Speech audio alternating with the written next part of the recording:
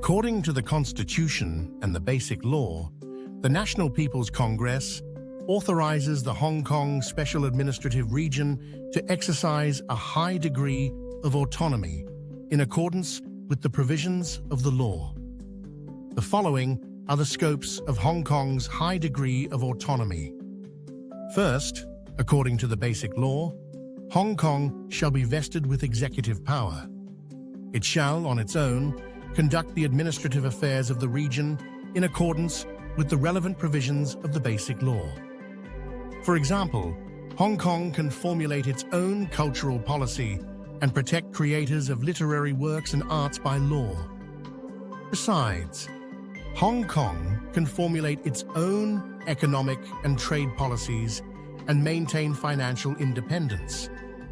Moreover, Hong Kong can be responsible for its own daily business and technical management of civil aviation, including airport management. Second, according to the Basic Law, Hong Kong has the power to enact laws on its own and can enact laws on civil, criminal, commercial, and litigation matters through the legislative process. Third, the Basic Law stipulates that Hong Kong shall be vested with independent judicial power, including that of final adjudication. The courts of Hong Kong at all levels shall be the judiciary of Hong Kong, which shall exercise judicial power in the HKSAR. Hong Kong retains its original judicial system and power of final adjudication and is not affected by the mainland's judicial system. It established its own court of final appeal. The final adjudication of all cases does not take place in the Supreme People's Court. Fourth, the Standing Committee of the National People's Congress shall authorize the courts of Hong Kong to interpret on their own, in adjudicating cases, the provisions of this law which are within the limits of the autonomy of the region. Finally, Hong Kong can conduct relevant external affairs on its own in accordance with the Basic Law. The foreign affairs of Hong Kong shall be handled by the Central People's Government.